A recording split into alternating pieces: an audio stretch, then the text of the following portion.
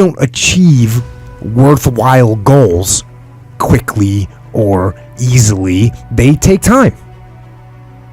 They take struggle.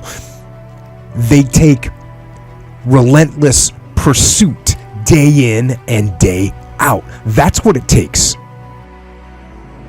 But also, things don't usually fall apart quickly either. At least at first, it's a slow process. A little slip here, a little setback over there, a little wearing down of discipline and will over time. That's the thing. Success and failure are generally slow processes. Either slowly building things up or gradually tearing them down. And that's why I say you've got to pay attention. You have to watch. You have to watch every single second. Because those seconds, they turn into minutes. And minutes turn into hours, and hours turn into days, and days turn into years. And so, that second that just went by, that counted. And so did that second. And so did that one. And in those precious seconds, you were either building or you were decaying. You were either gaining ground or you were losing ground in that second. And in every second. Every second counts.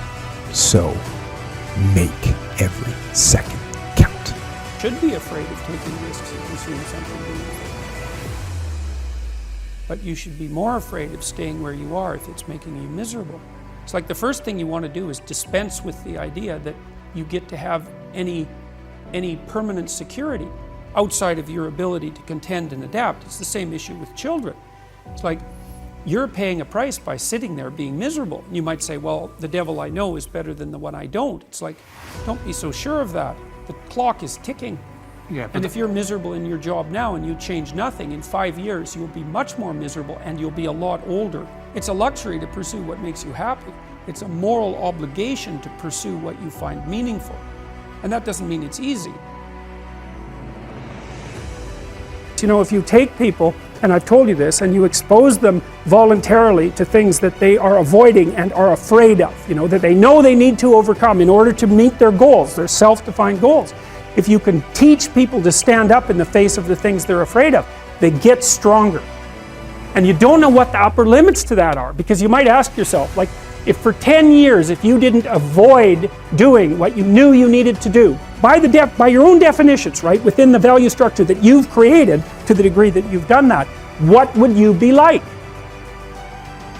Well, you know, there are remarkable people who come into the world from time to time, and there are people who do find out over decades-long periods what they could be like if they were who they were, if they spoke their being forward. And they get stronger and stronger and stronger, and we don't know the limits to that. We do not know the limits to that. I wish I had not waited 14 years. Somebody said if you want to lose something, lose money. You can get that back. 8 out of 10 millionaires have been financially bankrupt. Walt Disney filed bankruptcy 7 times and had 2 nervous breakdowns. But don't lose time. There were 14 years I sat on the sideline. 14 years I said, I don't have an investor in me like Tony Robbins. 14 years that said, I don't have an MBA or a PhD, and I can't compete with these guys. I have the complexion of rejection. 14 years I silenced myself. Wow. And so I regret that, because there are some people that maybe if they'd heard my voice, they would not have turned to drugs. If they'd heard my voice, their lives would have taken a different direction. And I can't get those 14 years back. That haunts me, and I think that drives me when I speak with such energy. I'm trying to make up for that time, but I can't. Things go wrong. They always seem to happen at once, and they just compound. on top of each other. And it's pretty easy sometimes to feel beaten when you're faced with all those issues and all those problems, and they all hit you at the same time. But let me tell you, that doesn't mean give up. In fact, it means the opposite. It means it's time for you to fight harder, to dig in. It means it's time for you to go on the war path. And that starts with one of the fundamental laws of combat leadership: prioritize next. What's the biggest problem? What's causing the most stress? Family? Okay. Sit them down.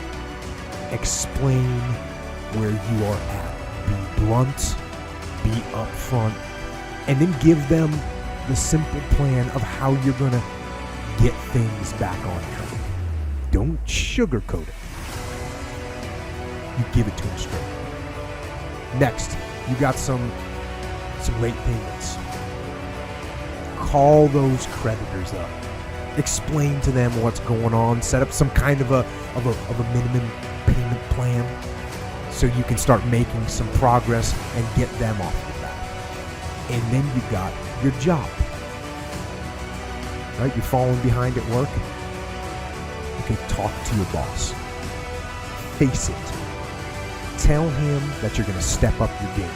Tell him you're going to be at work early, you're going to be at work late, you're going to be at work during lunch, you're going to be wherever you need to be whenever he needs you to be there. Tell him you're going to get after it.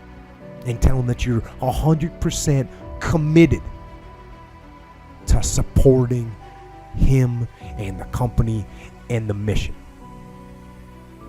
And then you get started. And I'm going to tell you right now, it won't be easy.